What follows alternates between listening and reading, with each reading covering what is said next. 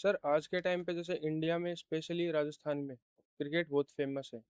एक पेरेंट्स को कब अपने बच्चे को एकेडमी में डालना चाहिए कि भाई अब वो क्रिकेट खेलने के लिए लायक है। सबसे इम्पोर्टेंट क्रिकेट के चीज़ लिए तो तो ये अभी जो रिसेंट टाइम में चल रही है कि बच्चे मतलब हर चीज़ फैंसी चीज़ ट्राई करना चाहते हैं। और सोशल मीडिया पे कोचेस भी इस तरह से है कि अपनी चीज़ को व्यूज़ के चक्कर में कुछ ना कुछ मतलब नई चीज़ें फैंसी एक्सरसाइज लाते रहते हैं। Basic fundamental. नमस्कार दोस्तों। टीवी पे हम सब ने क्रिकेट में चौके छक्के और विक्ट्रीज देखी हैं, लेकिन असल जिंदगी में एक प्लेयर के पीछे स्ट्रगल, प्रेशर और इंजरीज का भी अलग स्टोरी होती है।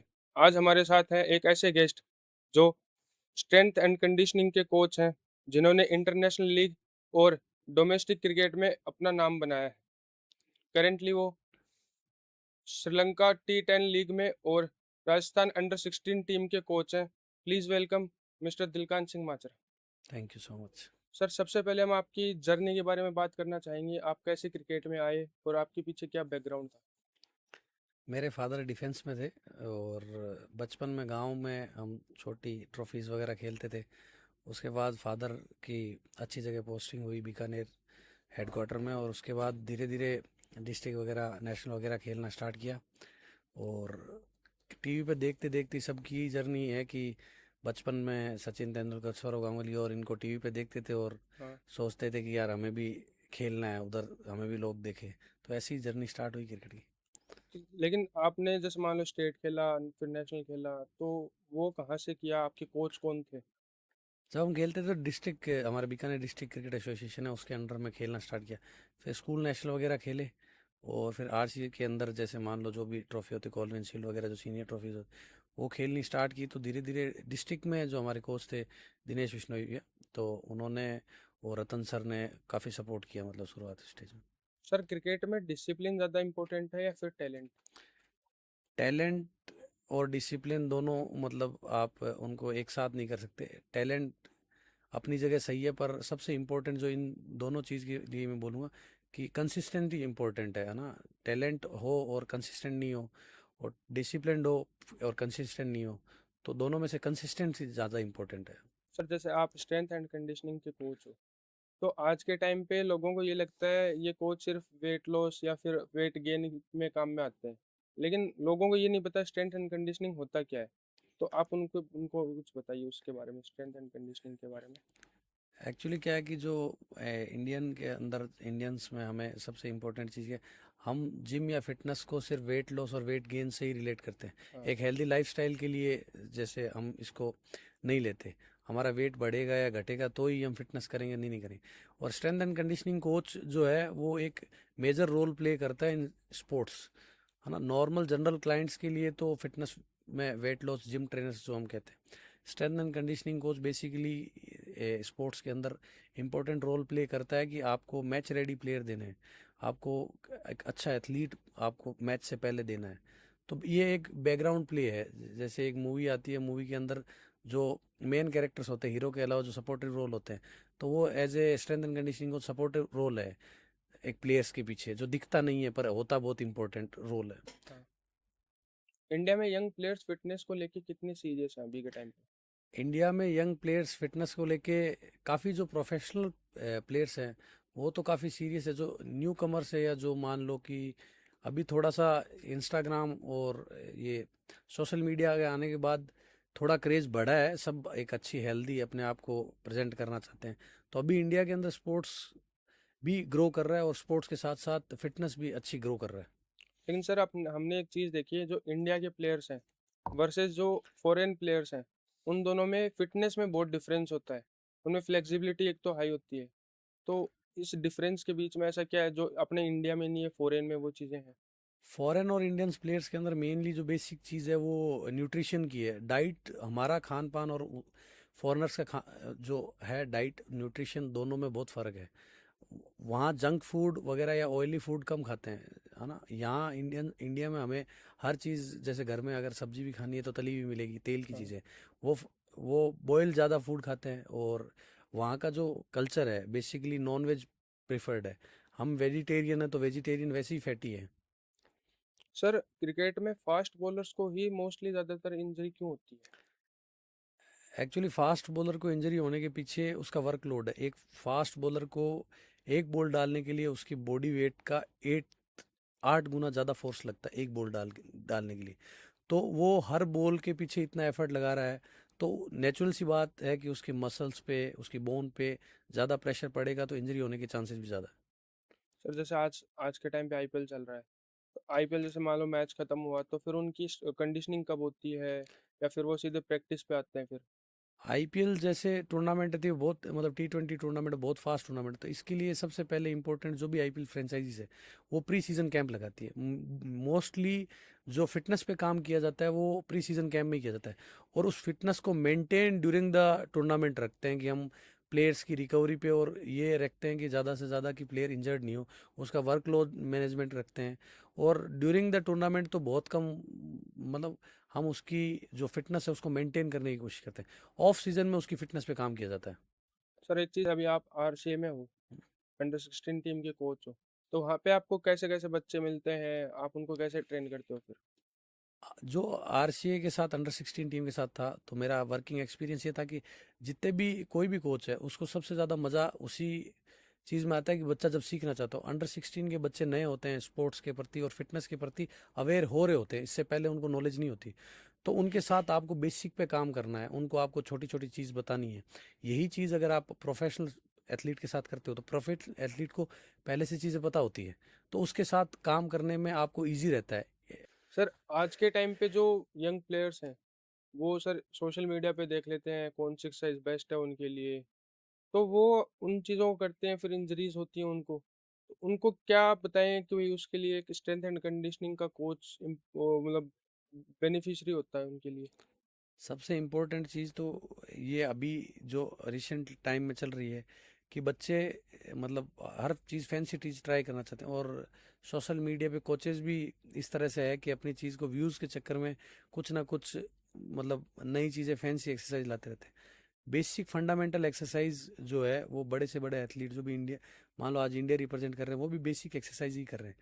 तो मेन चीज़ है कि आपकी बॉडी डिमांड क्या है, आपकी गेम डिमांड क्या है, आपको किस तरह की, आप किस तरह की फिटनेस को प्रीफर करते हैं, आपकी बॉडी किस तरह की फिटनेस को, किस तरह की एक्सरसाइज को अलाउ करती है, उस अकॉर्डिंग आप अपने अपने कोच को, आप अपने वर्कआउट को मैनेज कर सकते हैं। और सबसे इम्पोर्टेंट चीज़ ये है कि as a strength and conditioning coach को मतलब बहुत ही लो रेटेड किया जाता है, बट एक अच्छे एथलीट बनाने के लिए सबसे इम्पोर्टेंट रोल उसी का होता है कि एक कोच को, एक प्लेयर को गेम रेडी, अगर प्लेयर फिजिकली फिट नहीं होगा तो वो कॉन्फिडेंस भी नहीं होगा। हाँ। हम अगर कॉन्फिडेंट फील कब करते हैं, जब हम अच्छा दिखते हैं या अच्छी हमारी बॉडी है, तो हमारी अगर हेल्दी बॉडी है तो हम अच्छा दिखते हैं।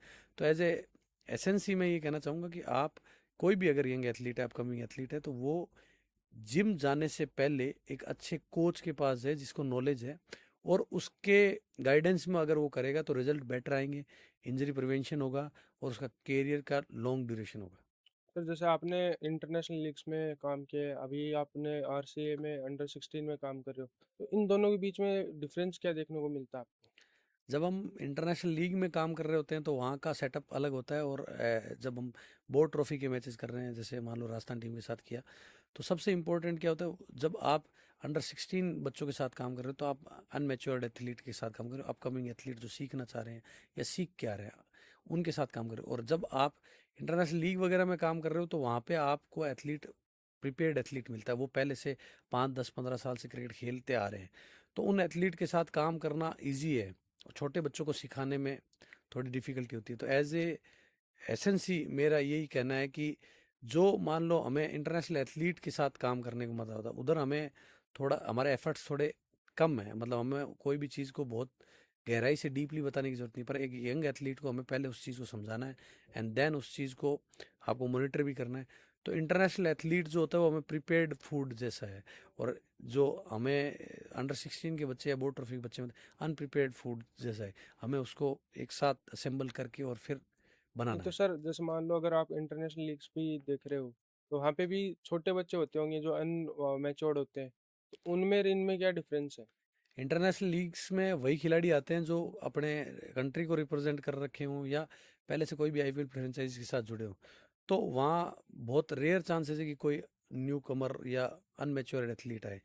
तो वहाँ लगभग वही प्लेयर्स खेलते हैं जो अपने देश के लिए या मतलब उनका करियर 10-15 साल का हो चुका हो।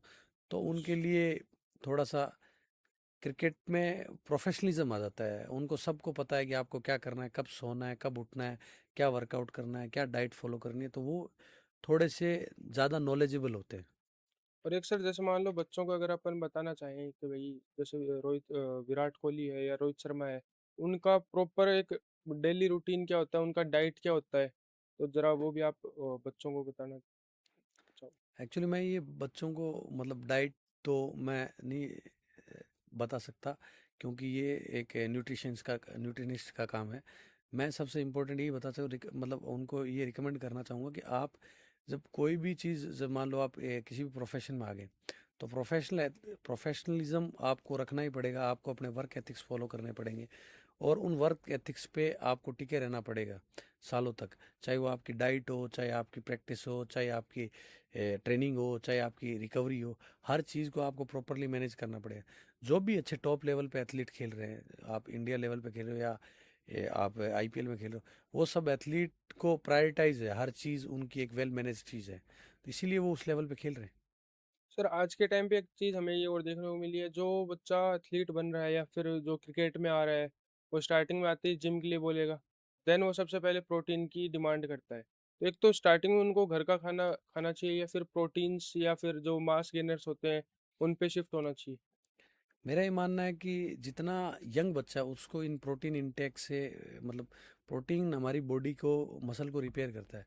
तो नेचुरल फूड भी है जो प्रोटीन देता है। ऐसा है नहीं कि आप प्रोटीन पाउडर लोगे तो ही आपको प्रोटीन मिलेगी। नेचुरल फूड भी है जो प्रोटीन देते हैं। पर सबसे इम्पोर्टेंट चीज़ है कि किस स्टेज पे आप, अगर आप किस स्टेज पे हो, आप किस लेवल के खिलाड़ी हो और आपका वर्क वर्कलोड कितना है, हम्म। उसके अकॉर्डिंग हम प्रोटीन हम रिपेयर, मसल रिपेयर और मसल गेन के लिए तो देते ही हैं।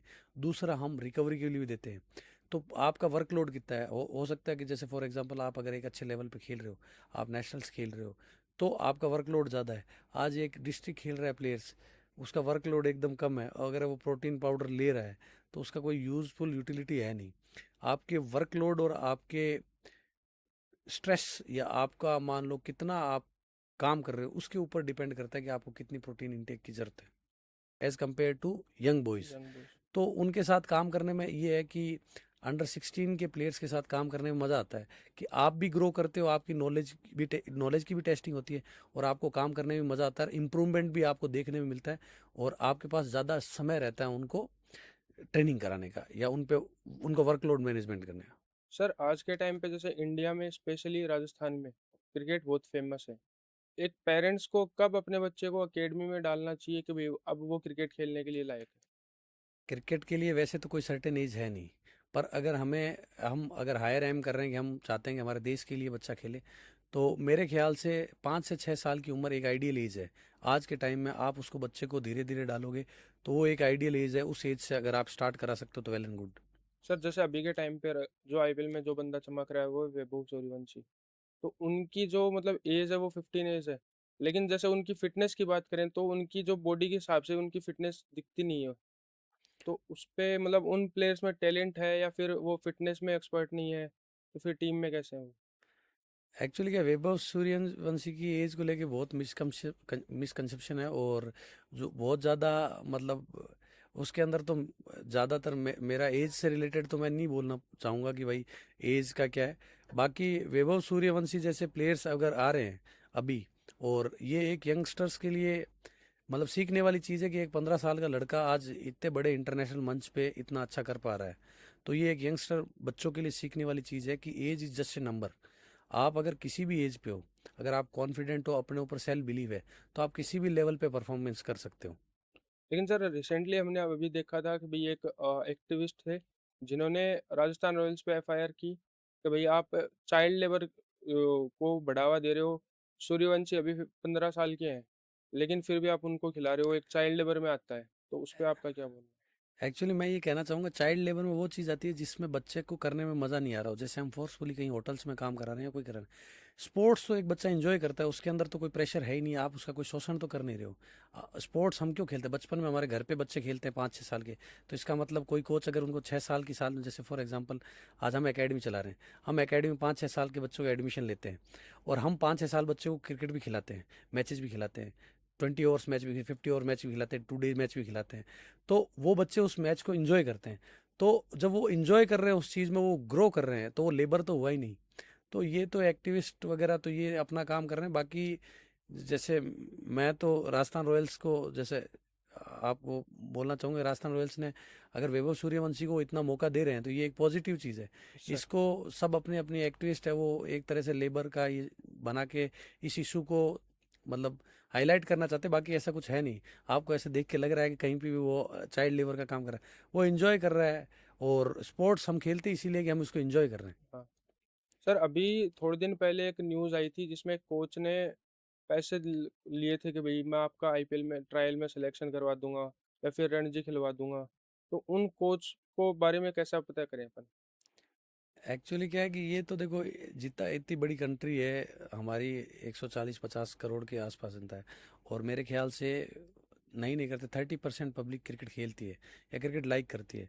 तो इसके अंदर फ्रॉड होने के चांसेस तो काफ़ी हैं। हाँ। पर उसके अंदर आपको ये क्रिस्टल क्लियर रहना पड़ेगा, और आपको भी अपडेट रहना पड़ेगा कि भाई क्रिकेट के अंदर कोई शॉर्टकट नहीं है। अगर पैसे देके अगर किसी को खिलाते तो आज हम, हमारा देश विराट कोहली, रोहित शर्मा, सचिन तेंदुलकर जैसे प्लेयर डेवलप कर ही नहीं सकता था। यस। तो पैसे देके आप अपने आप को 1-2 मौका दे सकते हो, हल्का सा पुश कर सकते हो। पर आप इंडिया रिप्रेजेंट करना चाहते हो या अपने आप में एक स्पोर्ट्स में बड़ी अचीवमेंट करना चाहते हो, तो पैसे देके पॉसिबल नहीं है। सर कई कई ऐसे कोच होते हैं जिनको नॉलेज नहीं होता, बट वो अपनी एकेडमी स्टार्ट कर लेते हैं, बच्चे आ जाते हैं, फिर उनमें इम्प्रूवमेंट नहीं आता। तो एक पेरेंट्स कैसे उन पे चेक करे कि भाई अपना बच्चा इस एकेडमी में जाने लायक है या फिर ये एक फ्रॉड टाइप से है? नहीं, एकेडमी कोई भी खोल सकता है। एकेडमी खोलने के लिए कहीं ये क्वालिफिकेशन नहीं है कि आप कोई सर्टेन लेवल खेले ही हो। आज सचिन तेंदुलकर के कोच हैं तो वो कोई बहुत बड़े क्रिकेटर नहीं रहे। गौतम गंभीर के कोच कोई बहुत बड़े क्रिकेटर नहीं रहे। ऋषभ पंत के और आशीष नेहरा के जो कोच हैं, सर तारिक सर, जो आज इस दुनिया में नहीं है, हाँ। उन्होंने बहुत अच्छे इंटरनेशनल प्लेयर्स दिए। तो कोई इसके अंदर ये ज़रूरी नहीं है कि आपको क्रिकेट खेलना है। पर एज ए क्रिकेट एकेडमी अगर आप प्रोफेशनली स्टार्ट करें तो सबसे इंपॉर्टेंट चीज़ ये है कि आपका नॉलेज बेहतर हो, आप इस गेम को बेहतर समझते हो, और इस गेम के बारे में आप बच्चों को बेहतर तरीके से समझा सकते हो। अगर बच्चे के अंदर इंप्रूवमेंट हो रहा है स्टेप बाय स्टेप, पहले तो आपको बेसिक नॉलेज होनी चाहिए क्रिकेट की, और वो बेसिक नॉलेज आप ट्रांसफ़र कर सको बच्चों में, और बच्चों के अंदर एक प्रोग्रेसिव शेड्यूल हो आपका कि हर साल या हर मंथ मुझे क्या क्या कैसे कैसे बच्चों को प्रोग्रेसिव कराना है। तो ये सबसे इम्पोर्टेंट, मैं पेरेंट्स के लिए, एज ए पेरेंट्स के लिए मैं ये बोलना चाहूँगा कि आप अपने बच्चे की परफॉर्मेंस, आप अपने बच्चे की हर चीज़ को ट्रैक करो। उसी से पता चल सकता है कि हमारा बच्चा अच्छी एकेडमी में है कि नहीं है। लेकिन सर एक NS NIS कोच होता है तो वो एक होना जरूरी है या फिर बिना NS NIS के भी एकेडमी ओपन हो जाती है? नहीं, वैसे देखो, ऐसा है कि आजकल मोस्टली जो एकेडमीज ओपन कर रहे हैं वो तो क्रिकेट एक्स क्रिकेटर्स ही कर रहे हैं जो पहले खेलते थे। और अगर NS NIS जो है वो एक डिप्लोमा कोर्स है जो कि साई करवाती है यस सर। बेसिकली, पटियाला। तो वो एक नॉलेज के लिए अच्छा है कि नॉलेज तो कितना भी लो आपके लिए कम है। तो अगर आप नॉलेज के साथ, नॉलेज लेने के, अगर आप एक सर्टेन डिग्री लेने के बाद अगर एकेडमी खोलते हो, तो वो आपके लिए फ़ायदा है कि आपको नॉलेज अच्छा होगा तो बच्चों को अच्छी चीज़ सीखने को मिलेगी। सर आजकल के जो यंगस्टर्स हैं वो सोशल मीडिया स्पेशली इंस्टाग्राम पे रील स्क्रॉल करते हैं, और एक जो पहले के बच्चे थे वो टीवी देखते थे। इन दोनों में डिफरेंस ये है कि ये आज के जो बच्चे हैं अगर 15 सेकंड भी उनके सामने ऐड आ रहा है तो वो स्किप कर रहे हैं, और जो पहले के बच्चे थे वो 15-15 मिनट के अगर ऐड भी आ रहे हैं बीच में तो वो कंटिन्यू देखते थे। तो मैं ये पूछना चाहता हूँ जो आज के बच्चे हैं, ये जो यंगस्टर्स हैं, वो सोशल मीडिया की तरफ जो जा रहे हैं तो एक वहाँ पे डिस्ट्रैक्ट हो रहे हैं या फिर वो उनको मोटिवेशन मिल रहा है वहाँ पे? एक्चुअली क्या है कि सोशल मीडिया के अंदर जो मतलब सबसे बड़ी इंपॉर्टेंट चीज़ जो हमें स्पोर्ट्स सिखाती है वो सिखाती है पेशेंस। आज के टाइम में मतलब सभी जो भी स्पोर्ट्स में नहीं है, उनको मैं यही कहना चाहता हूँ, अगर आप स्पोर्ट्स करोगे तो आपको स्पोर्ट्समैन बहुत पेशेंस वाला मिलेगा। कोई भी स्पोर्ट्स जो अच्छे लेवल पे स्पोर्ट्स खेल रहा है वो पेशेंस डेवलप होता है, डेवलप करता है फेलियर। हम एक मैच में रन बनाते हैं, एक मैच में 5 विकेट लेते हैं, हो सकता है 10 मैच तक हमारे से परफॉर्मेंस नहीं हो। तो ये पेशेंस सिखाती है। आज जो आप ये कह रहे हो 15 सेकंड तक रील या ये, तो ये बच्चों के अंदर पेशेंस नहीं है। और ये पेशेंस की वजह से ही है कि उनको हर चीज़ जल्दी जल्दी चाहिए। हाँ। वो पेशेंस नहीं कर सकते किसी से। अगर आपको as a professional athlete cricket खेलना है या कोई भी एथलीट करना है या लाइफ में भी कुछ करना है, तो उसके लिए पेशेंस तो बहुत इंपॉर्टेंट है। अगर आप पेशेंस नहीं करोगे, आपने एक ट्राई किया, आपका सिलेक्शन हुआ, आप गिव अप कर गए, तो कोई उसको कोई पूछेगा नहीं। इंपॉर्टेंट यही है कि आप ट्राई करते रहोगे, फिर ही सक्सेस मिलेगी। तो ये सोशल मीडिया आने से हर चीज़ इजीली मिलने की वजह से पेशेंस की कमी तो हो ही रही है। फिजिकल ब्रोकन एथलीट होता है और एक मेंटली ब्रोकन एथलीट होता है, तो आप इन दोनों को कैसे कंपेयर करते हो और उनको कैसे ट्रेन करते हो आगे? फिजिकली ब्रोकन एथलीट तो मोस्टली मैं यही कहूँगा, फिजिकली ब्रोकन एथलीट वैसे कुछ होता नहीं। फिजिकली ब्रोकन एथलीट ऐसा हो सकता है कि कोई एथलीट है जो मान लो कि पास्ट इंजरी से गुजर रहा है, उसके बाद वो वापस रिहैब के बाद स्पोर्ट्स में आ रहा है। और मेंटली एथलीट को ये कह सकते हैं कि जो एथलीट परफॉर्मेंस प्रेशर की वजह से या फेलियर की वजह से हो, तो मैं ये कहूँगा कि एक एथलीट की लाइफ में ये पार्ट एंड पार्सल है। इंजरीज भी होगी, आपकी परफॉर्मेंस भी डाउन होगी, पर इसी से ग्रो करके अगर वो अच्छा करेगा, वही चैंपियन कहलाएगा। सर, एक चीज़ इम्पोर्टेंट है, आज के टाइम पे जिन बच्चों की एज 23+ हो गई है, तो और वो कुछ प्रोफेशनल नहीं खेल पाए, तो उनके लिए आगे क्या रोड मैप है? जिन्होंने अपनी पूरी लाइफ को क्रिकेट को दे दी, उनके लिए क्या रोड मैप होगा आगे?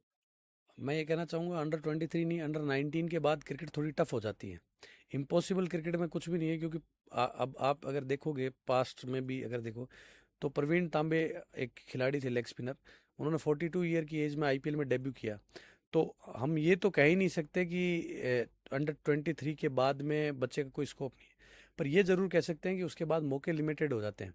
आपको बहुत ही कुछ एक्स्ट्रा ऑर्डनरी स्किल डेवलप करनी पड़ेगी, जिसकी वजह से आपके ऊपर कोई भी आईपीएल फ्रेंचाइजी या आपका स्टेट ट्रस्ट कर सके। वो आपको स्किल डेवलप करनी पड़ेगी, और वो कंसिस्टेंसी और हार्ड वर्क की वजह से होगा। आपको डबल मेहनत करनी पड़ेगी उसकी। नहीं सर, मैन ये है कि भाई अगर 23 क्रॉस हो गए, एक फैमिली प्रेशर भी आता है फिर।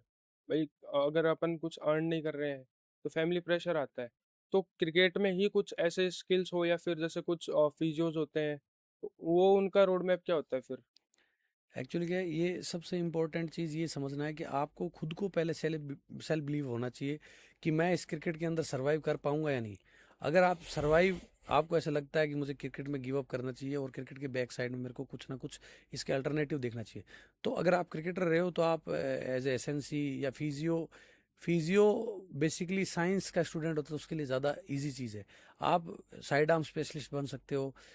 मतलब बहुत स्कोप है। क्रिकेट इतना बड़ा अभी एक सेकंड रिलीजियस हो गया। तो क्रिकेट के अंदर अगर आप कुछ करना चाहते हो, अगर आप इनोवेटिव हो, तो अनलेस अनटिल अगर आप हार्ड वर्कर हो, तो आपके लिए खूब स्कोप है। सर, 14 और 15 साल के बच्चे होते हैं, उनके लिए सबसे डेंजर चीज़ क्या होती है आज के टाइम पे? किस लिए लाइक मतलब? मतलब वो सोशल मीडिया की तरफ ज़्यादा अट्रैक्ट होते हैं, या फिर वो स्पोर्ट्स में नहीं आ पाते, या फिर आज के टाइम पे जैसे फैमिलीज भी बोलती हैं कि भाई स्पोर्ट्स में कुछ नहीं रखा, पढ़ाई की तरफ ज़्यादा जाओ। उनके लिए आप क्या बोलना चाहोगे? नहीं, इसमें मैं यही कहना चाहूँगा कि आज के टाइम में फैमिलीज तो स्पोर्ट्स को सपोर्ट करती है, क्योंकि टीवी पे दिखाया जाता है। ये पहले फैमिलीज का ये था कि स्पोर्ट्स में कुछ नहीं। आज के टाइम पे तो स्पोर्ट्स के अंदर अपॉर्चुनिटी, अगर आप अच्छा करते हो, तो आप एक वेल सेटल फाइनेंशियल भी, आपको कोई दिक्कत नहीं है। और अगर आप बहुत अच्छा, आपने इंडिया को रिप्रेजेंट किया, कुछ किया, तो आपके लिए जॉब्स की, जो फैमिलीज हमारे मिडिल क्लास फैमिलीज की मेंटेलिटी है कि अच्छा खेल ले फिर जॉब मिल जाए, एक सिक्योरिटी, जॉब को एक सिक्योरिटी लेके चलते हैं। तो आज के टाइम में जैसे अब हमारे राजस्थान के ही प्लेयर हैं, रवि बिश्नोई, तो उनको राजस्थान में आउट ऑफ टर्न पॉलिसी में डीएसपी बनाया, तो क्रिकेट ने ही उनको दिया है। तो ये तो हम कह ही नहीं सकते कि क्रिकेट मतलब स्पोर्ट्स में कुछ नहीं रखा है, या स्पोर्ट्स में करियर नहीं है, या स्पोर्ट्स मतलब अनसर्टेनिटी है। पर स्कोप भी खूब है। अगर आप अच्छा करते हो, तो आपको उसका रिवॉर्ड भी मिलता है। लेकिन सर, ये चीज़ ओनली क्रिकेट में देखने को मिलती है। अगर मैं ओवरऑल स्पोर्ट्स की बात करूँ, तो वहाँ पे सिर्फ क्रिकेट के बाद में जो स्पोर्ट्स आते हैं, उनको इंडिया में लोग जानते भी नहीं है कि ऐसे ऐसे स्पोर्ट्स भी होते हैं, और उनके प्लेयर के नाम तो दूर की बात है। एक्चुअली क्रिकेट इसीलिए फेमस है कि क्रिकेट सबसे ज़्यादा खेला जाता है, सबसे ज़्यादा देखा जाता है। किसी भी स्पोर्ट्स को अगर आपको ग्रो करना है, आप टीवी पे लाइव ब्रॉडकास्ट करो, उनकी लीग्स वगैरह कराओ, तो पब्लिक जो देखेगी वही पब्लिक इंटरेस्ट लेगी। क्रिकेट ज़्यादा दिखता है, इसलिए क्रिकेट में इतना लोगों को इंटरेस्ट है। पर नीरज चोपड़ा के गोल्ड मेडल जीतने के बाद अदर ट्रैक एंड फील्ड में भी लोग जा रहे हैं। तो ऐसा नहीं है कि दूसरे स्पोर्ट्स में बहुत इजी है या कंपटीशन नहीं है, दूसरे स्पोर्ट्स में भी कंपटीशन है, पर क्रिकेट के मुकाबले थोड़ा सा कम है। बाकी क्रिकेट को तो ज़्यादा दिखाया जाता है, और आईपीएल जैसा ग्लैमर हो तो लोग ग्लैमर के प्रति अट्रैक्ट ज़्यादा होते हैं। तो सर वही चीज़ मैं पूछना चाहता हूँ, अब जैसे आईपीएल है, अब अगर अदर जो ओलंपिक हो गए या एशियन जो चैंपियनशिप्स होती हैं, लोग उनकी तरफ देखना भूल जाते हैं। चाहे एक एथलीट वहाँ पे अगर मेडल भी जीतता है, तो वो इतना साइलेंट होता है कि देश को भी नहीं पता चलता कि अपने देश का बच्चा कोई एशियन चैंपियनशिप में मेडल जीत के आया है। तो इन दोनों के बीच में इतना डिफरेंस क्यों है फिर? इतना डिफरेंस तो सबसे बड़ा रीज़न तो मेरे को यही लगता है कि उनकी जो मेन चीज़ है कि उनकी ब्रॉडकास्टिंग बहुत कम है। कोई भी एथलीट, अगर मान लो कि इंडिया का कोई भी एथलीट खेल रहा है, तो कोई भी अच्छे चैनल पे उनकी ब्रॉडकास्टिंग नहीं होती, या कोई भी उनको पब्लिक को ना तो अखबार में कहीं देखने को नहीं मिलता, तो पब्लिक फिर इंटरेस्ट उसी में लेगी जो देखेगा ज़्यादा। टीवी क्रिकेट में, क्रिकेट आप आज फ़ोन में देखना चाहो तो आप देख सकते हो, टीवी पे देख सकते हो, हर चीज़ में इजी टू एसेस है क्रिकेट। तो इसीलिए क्रिकेट को ज़्यादा लोग देखते हैं, तो ज़्यादा देखते हैं तो उसमें इंटरेस्ट भी जो ज़्यादा दिखता है वही। सर इंडिया में जो प्लेयर्स होते हैं वो बहुत सारे प्लेयर ऐसे हैं जो चुप हो जाते हैं पॉलिटिक्स की वजह से। तो इसमें कितनी सच्चाई है कि क्रिकेट में पॉलिटिक्स ज़्यादा चलती है, टैलेंट कुछ नहीं चलता? नहीं, ऐसा नहीं है कि क्रिकेट में सिर्फ पॉलिटिक्स ही चलती, पॉलिटिक्स एक पार्ट प्ले करती होगी, पर मेनली क्या है कि अगर कोई टैलेंटेड है और हार्ड वर्किंग है, अगर उसके अच्छे वर्क एथिक्स है, वो मेहनत करता रहता है, तो उसको वो सक्सेस मिलती है।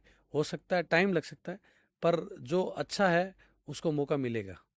सर पेरेंट्स यंग एथलीट्स को एक तो प्रेशर के साथ बोलते हैं कि भाई आप ट्रेनिंग पे जाओ, या फिर उनका खुद का मन हो वो बेस्ट रहता है? जो छोटा बच्चा जैसे रहता है उसको तो आपको फोर्स करना ही पड़ता है कोई भी एक्टिविटी, फिटनेस वगैरह करने में। पर जब आप प्रोफेशनल एथलीट बन जाते हो, जब आपको समझ में आ जाता है कि आपको इस क्रिकेट फील्ड में ही अपना फ्यूचर बनाना है, तो उनको फोर्स करने की ज़रूरत नहीं है। वो उनको सबको पता है कि फिटनेस की कितनी नीड है उनके गेम में। वो फिट रहेंगे तो ही सरवाइव कर पाएंगे, क्योंकि ह्यूमन बॉडी का कोई रिप्लेसमेंट नहीं है। अगर आप अच्छे दौड़ोगे, अच्छे चलोगे, तभी आप स्पोर्ट्स खेल पाओगे। अगर आपकी बॉडी आपको सपोर्ट नहीं करेगी तो आप नहीं खेल पाओगे। तो हर चीज़ रिप्लेस हो सकती है, पर बॉडी रिप्लेस नहीं हो सकती। तो फिटनेस तो जो प्रोफेशनल एथलीट है वो तो करता ही करता है, क्योंकि उसको पता है कि उसकी बॉडी चलेगी जब भी उसका गेम चलेगा। सर जैसे आप स्ट्रेंथ एंड कंडीशनिंग के कोच हो, तो आपने किन किन आईपीएल प्लेयर्स हैं जो या जो स्टार्स हैं उनको ट्रेन किया है? बहुत से आईपीएल प्लेयर और इंटरनेशनल प्लेयर्स हैं जिनके साथ मतलब फ्रेंचाइजी क्रिकेट में जाने के बाद मैंने काम किया है। और रिसेंटली तो कुलवंत खेजरोलिया, कुमार कार्तिकेय वगैरह है, इनके साथ भी काम किया है। और फॉर लीग लीग में जाते हैं तो उधर सब इंटरनेशनल प्लेयर्स ही रहते हैं, तो उनके साथ तो काम करते ही हैं ड्यूरिंग द टूर्नामेंट। तो सर इनका डेली रूटीन क्या होता है एक भाई कंडीशनिंग के लिए, कि भाई इनका ये डेली रूटीन रहना चाहिए आपके अकॉर्डिंग? डेली रूटीन में तो ऐसे ही जो प्रोफेशनल एथलीट है, मैच का दिन अलग रूटीन रहता है, और मैच के ड्यूरिंग द ऑफ डे अलग शेड्यूल रहता है। बेसिकली आप प्रोफेशनल एथलीट के साथ जब काम करते हो तो आपको बहुत कुछ समझाने की ज़रूरत नहीं है। आपको उनको सिर्फ मैनेज करना है, आप उनको सिर्फ आपको बताना है कि आज का हमारा ये प्रोग्राम है, आज हम ये करेंगे। तो उनके लिए आपको मतलब कन्वे करना है, और उसके बाद आपको मॉनिटर करना है, तो ईजी रहता है। सर जैसे अभी आईपीएल चल रहा है, तो उसमें आपकी जो स्ट्रेंथ एंड कंडीशनिंग की जो ट्रेनिंग होती होगी वो अलग रहती है, और जब ये जो ऑफ सीजन होता है तब अलग होती है, तो दोनों में क्या डिफरेंसेस आते हैं फिर? दोनों के अंदर डिफरेंसेस सबसे इम्पोर्टेंट ट्रेनिंग के अंदर जब मैं आपको बताना चाहूँगा कि ट्रेनिंग के अंदर सबसे इम्पोर्टेंट जो होता है ड्यूरिंग द ऑफ सीजन हम हमारे प्लेयर्स के एथलीट पे वर्क करते हैं कि उसके कौन से वीक एरियाज हैं। ड्यूरिंग द टूर्नामेंट हम कोई भी नई चीज़ ट्राई नहीं करते। हम जो उसका जो फिटनेस लेवल है उसको मेंटेन करने की कोशिश करते हैं, कि जो उसकी फिटनेस है, कोई भी नई चीज़ या नया एक्सपेरिमेंट ड्यूरिंग द टूर्नामेंट नहीं करते। और ड्यूरिंग द टूर्नामेंट हम इंटेंसिटी हाई रखते हैं और फ्रीक्वेंसी कम रखते हैं, कि वर्कलोड मैनेजमेंट हो, प्लेयर पे कुछ ज़्यादा प्रेशर नहीं पड़े, क्योंकि आपको मैच भी खेलने हैं, back to yes. Back matches खेलने हैं, और आईपीएल जैसे tournament back to back match खेलने हैं, आपको ट्रैवल भी करना है। तो इसमें आप प्लेयर्स के साथ अगर कुछ आप ज़्यादा ट्राई करोगे तो उसके अंदर वैसे ही वर्कलोड ज़्यादा है, रिकवरी कम मिल रही है, और उसके बाद अगर आपने ज़्यादा कुछ ट्राई किया तो उसकी इंजरी के चांसेस और ज़्यादा है। सर राजस्थान के कुछ ऐसे प्लेयर्स जिनको आपने ट्रेन किया हो लेकिन वो बच्चे फाइनेंशियली स्ट्रगल नहीं कर रहे थे और आज के टाइम पे वो आईपीएल के स्टार बन चुके हैं। तो ऐसे कुछ नाम गिनाना चाहोगे आप? एक्चुअली क्या ऐसे स्पेसिफिक नाम तो मैं आपको नहीं बताना चाहूँगा कि इसमें स्पेसिफिक ना। बाकी हम जैसे मान लो कि राजस्थान प्रीमियर लीग हुई तो उसमें काफ़ी खिलाड़ी थे हमारी टीम में, और बहुत से ऐसे प्लेयर्स हैं जिनको मतलब ड्यूरिंग द टूर्नामेंट या कोई भी आरसी की एक्टिविटीज़ में, या मान लो कोई भी लीग्स में मिलते हैं तो उनको ट्रेनिंग करते हैं। तो वो स्पेसिफिक ये नहीं कहूँगा कि वो मेरे स्टूडेंट है या मैंने ट्रेन किया। ड्यूरिंग द टूर्नामेंट अगर वो मेरे को मेरी टीम में है, तो मेरा ये ड्यूटी है कि मैं उनको ट्रेन करूँ। सर पेरेंट्स को आप क्या मैसेज देना चाहोगे इस चीज़ के लिए कि भाई वो बच्चों को, अगर बच्चों का इंटरेस्ट नहीं है स्पोर्ट्स में, तो वो उनको ऐसे क्या मोटिवेट करें कि वो स्पोर्ट्स में आना पसंद करें बच्चे? एक्चुअली क्या है कि जितनी अर्ली स्टेज में आप बच्चे को आप ग्राउंड एक्टिविटी कराने लेके जाओगे, उतना बच्चे का इंटरेस्ट बढ़ेगा। जो चीज़ बच्चा देखता है वही करता है। और जितनी अर्ली स्टेज में आप, जैसे मान लो कि कोई 2 से 3 साल का बच्चा है, अगर आप उसको पार्क में फुटबॉल खिलाने या क्रिकेट खिलाने ले जा रहे हो, तो नेचुरल सी बात है कि वो स्पोर्ट्स के अंदर इंटरेस्ट लेगा। आप जितना, ये हमारे घर के कल्चर है कि हम उस बच्चे को किस तरह से हम उसको इन्वॉल्व करना चाहते हैं। हाँ। अगर हम आउटडोर एक्टिविटीज़ में उनको इन्वॉल्व करेंगे, नेचुरल सी बात है कि वो तो जैसा सॉफ्टवेयर आप डालोगे वैसा वो रिएक्ट करेंगे। सर एक चीज़ हमने ये भी देखी आज के टाइम पे, सोशल मीडिया पे लोग रील्स देखते हैं, फिर उनके एकदम से दिमाग में आता है भाई कल से मैं भी स्पोर्ट्स में आऊँगा, एकदम से मैं भी मेरा नाम चमकाऊँगा। तो आप उन प्लेयर्स को क्या बोलना चाहते हो? एक जो प्लेयर जो सालों से ट्रेनिंग कर रहा है और एक वो सोच के आ रहे हैं कि भाई हम एक एक साल में या फिर 6 महीने में अपना नाम ऊपर कर लेंगे। तो आप उनका क्या बोलना चाहोगे? नहीं, मैं यही बोलना चाहूँगा कि ओवरनाइट सक्सेस कुछ नहीं होती। हम किसी भी आईपीएल के अंदर या कहीं पे भी लाइफ में हम देखते हैं कि ये चमक गया, पर उसके पीछे जो उसका स्ट्रगल है, उसका हार्ड वर्क है, वो नहीं देखा जाता। तो ये जो रील से या किसी भी चीज़ से इंस्पायर होके आते हैं, तो ये तो 2-3 दिन का डोज है, मोटिवेशन है कि उससे वो करना चाहते हैं, पर रियल में ऐसा कुछ है नहीं। आपको अगर सक्सेस होना है तो आपको कंसिस्टेंसी रखनी पड़ेगी और सेल्फ डिसिप्लिन रखना पड़ेगा। हर चीज़ जो स्पोर्ट्स, कोई भी स्पोर्ट्स खेल रहा है या लाइफ में, जो भी कंसिस्टेंट रहेगा, अचीवमेंट उस वही कर सकता है। आज आईपीएल के अंदर हम देखते हैं कि कोई भी प्लेयर अच्छी परफॉर्मेंस करता है तो उसके बाद बैकडोर स्टोरीज हम पढ़ते हैं या सुनते हैं, तो वो स्टोरीज आती है, वो स्टोरीज परफॉर्मेंस करने के बाद ही दिखाई जाती है। तो ये कल्चर है कि आपका स्ट्रगल जब ही दिखेगा जब आप सक्सेस होगे। अगर आप सक्सेस नहीं हो तो आपकी स्टोरी भी नहीं होगी। सर अगर एक प्लेयर है जो ट्रेनिंग पे ग्राउंड पे ट्रेनिंग करना चाहता है, तो आप उसको क्या बताना चाहोगे, वो क्या-क्या बेसिक्स पे वो अपने ध्यान देगा? एक्चुअली क्या है, क्रिकेट के अंदर जैसे मान लो कि फॉर एग्जांपल पहले के प्लेयर्स जो थे वो ज़्यादा ग्राउंड ट्रेनिंग ही करते थे। अभी जब से नया नया, अब इंस्टाग्राम या सोशल मीडिया की वजह से बच्चे फैंसी चीज़ें ट्राई करना चाहते हैं। जिम जिम का कल्चर थोड़ा ज़्यादा बढ़ा है हाँ। In sports. जिम भी एक इम्पोर्टेंट चीज़ है, बाकी ग्राउंड ट्रेनिंग बच्चा जितनी ज़्यादा करेगा उतना ज़्यादा वो अपने स्पोर्ट्स के अंदर अच्छा कर पाएगा। सर एक क्वेश्चन हमारा ये भी है, आज के टाइम पे विराट कोहली, पूरी दुनिया विराट कोहली को जानती है। उनकी फिटनेस में और अब जो यंग एथलीट्स आ रहे हैं, उनकी फिटनेस में क्या डिफरेंस है? विराट कोहली एक मतलब आइडियल आइडियल एथलीट है, जो एक प्रॉपर एथलीट को जिस तरह की ट्रेनिंग करनी चाहिए, जिस तरह का रूटीन फॉलो करना चाहिए, जिस तरह की उसकी स्पोर्ट्स की डिमांड है, उसके वो विराट कोहली में सब खूबियाँ हैं। तो एक यंग एथलीट जो मान लो कि एक अच्छे लेवल पे क्रिकेट खेलना चाहता है, तो उसको अपने फिजिकल कंपोनेंट्स पे काम करना ही पड़ेगा। चाहे आप मानो स्पीड पे, मानो स्ट्रेंथ पे, मानो जो फिजिकल फिटनेस के कंपोनेंट्स होते हैं, उन सब एरियाज में काम करना पड़ेगा, और वो काम करने से उसकी परफॉर्मेंस और अच्छी होगी। तो सर जैसे मान लो बहुत सारे प्लेयर्स हैं जो फॉरेन के प्लेयर्स हैं, जो मतलब जंप में कैच लेते हैं या फिर जैसे बाउंड्रीज पे कैच लेते हैं, उनका अगर डिफरेंस करें अपन इंडिया के प्लेयर्स के साथ, तो वो कुछ परसेंट कम ही है। उसके पीछे क्या रीज़न है?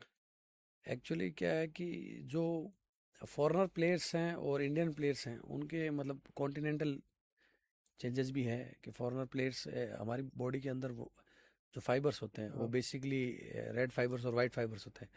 तो फॉरेनर प्लेयर्स हैं, उनके बॉडी के अंदर लगभग जैसे है कि वाइट फाइबर्स ज़्यादा होते हैं। तो वो नेचुरली उनके खान पान की वजह से भी और वैसे भी वो एथलेटिक होते हैं, और हमें वो फिटनेस कंपोनेंट्स डेवलप करने होते हैं। और फॉरेनर प्लेयर्स के वर्क एथिक्स और इंडियन प्लेयर्स के वर्क एथिक्स में मतलब दिन रात का रात दिन फर्क का है। फ़र्क है।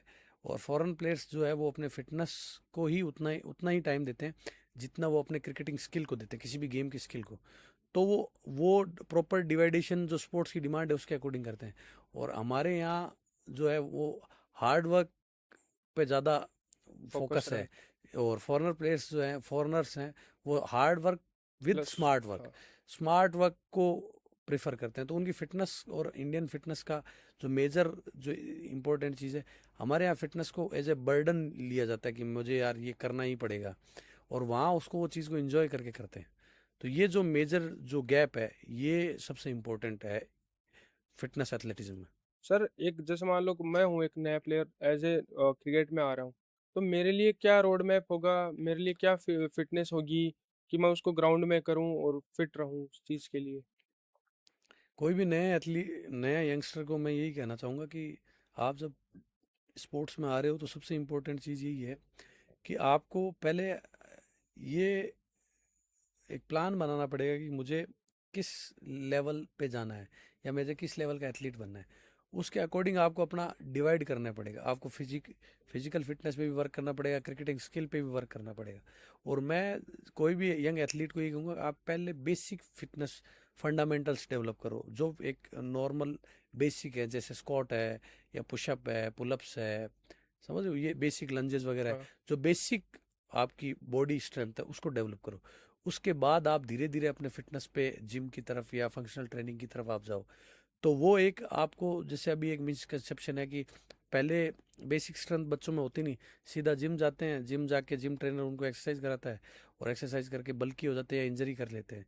तो वो एक सबसे इम्पोर्टेंट चीज़ है कि आपको आपकी बॉडी की स्ट्रेंथ का पता हो, आपको उसकी वीकनेस और स्ट्रॉन्ग सब आपको पता हो, और हाँ उसके ऊपर फिर उसके अकॉर्डिंग आप काम करो। सर, अगर मान लो मैं स्ट्रेंथ एंड कंडीशनिंग कोच बनना चाहता हूँ, तो मेरे लिए क्या रोड मैप होगा, किन किन चीज़ों को मैं फॉलो करूँ, मेरी एजुकेशन क्या चीज़ पे होगी, उस चीज़ के बारे में बताइए। अगर आप सबसे पहले तो आप अगर एज ए एसेंसी आप इस इंडस्ट्री में आना चाहते हो या आप बनना चाहते हो, तो सबसे इम्पोर्टेंट है एक्रीडिशन। आपको नॉलेज गेन करनी पड़ेगी। पहले आपको ह्यूमन बॉडी की एनाटॉमी पढ़नी पड़ेगी, आपको इसकी फिजियोलॉजी पढ़नी पड़ेगी, आपको बायोमैकेनिक्स पढ़नी पड़ेगी, इन सब की स्टडी करनी पड़ेगी। और इसके लिए सर्टेन कोर्सेज हैं, जैसे आप जो क्रिकेट के अंदर मोस्ट कॉमनली चलता है ASCA, Australian strength and conditioning association, जो वो कराती है एक्रीडिशन लेवल 1 लेवल 2। तो पहले आप अगर क्रिकेटिंग फील्ड में आना चाहते हो तो पहले आप ये कोर्स कर सकते हो। और उसके बाद इसके बाद आप अपनी नॉलेज ग्रो करने के लिए आप इस कोर्स के, जैसे CSCS है, certified strength and conditioning specialist, जो वर्ल्ड का एक बढ़िया रिकॉग्नाइज्ड कोर्स है, बढ़िया रेपुटेशन वाला कोर्स है। उसके लिए आपको अच्छी नॉलेज गेन करनी पड़ती है। तो आपको इस फील्ड में अगर आना है तो सबसे पहले आपको पढ़ना पड़ेगा, सबसे पहले आपको ह्यूमन बॉडी को जानना पड़ेगा, सबसे पहले आपको स्पोर्ट्स की डिमांड क्या है उसको पढ़ना पड़ेगा, just like a reading A science book. Sir एक लास्ट मैसेज उन प्लेयर्स को क्या देना चाहोगे जो सिस्टम की वजह से डिमोटिवेट हो जाते हैं, बट वो लाइफ में कुछ करना चाहते हैं। मैं यही कहना चाहूँगा कि सिस्टम की वजह से है ना, एक धोनी का बहुत फेवर है ना कोट है कि focus on controllable, ignore the uncontrollable. मतलब जो चीज़ हमारे हाथ में नहीं है उसको, किसी भी चीज़ को सोच के दुखी होने का मतलब। एक एथलीट के हाथ में सबसे इंपॉर्टेंट क्या है, उसकी परफॉर्मेंस है। आप परफॉर्मेंस करने जाओ, आपका सिलेक्शन नहीं हो रहा तो आप अगले साल आके और अच्छा परफॉर्मेंस करो। हमारा हाथ में यही है। सिस्टम तो ये है कि ना मैं चेंज कर सकता हूँ ना आप चेंज कर सकते हो, सिस्टम तो जैसे है वो चलेगा। पर हमें अपने आप को, हमारे पास एक ही चीज़ है कि हम अपने आप को कितना बेहतर कर सकते हैं। हाँ जितना ज़्यादा हम अपने आप को इम्प्रूव करेंगे, उतना ज़्यादा हम अच्छा परफॉर्मेंस कर पाएंगे। सर, अब एक रैपिड फायर भी खेल लेते हैं। सर टैलेंट और डिसिप्लिन डिसिप्लिन। और best recovery habit, sleep. Best biggest mistake young cricketers जो करते हैं वो कौन सी, copying others. Most underrated quality in cricket, cricket. Physical fitness. One thing parents should stop doing, involving in their sports. One advice for every young athlete. Be be consistent and believe in yourself, and self discipline is the most, it's key to the success. दोस्तों, अगर आपको ये podcast valuable लगा हो तो channel को like share और subscribe जरूर करें।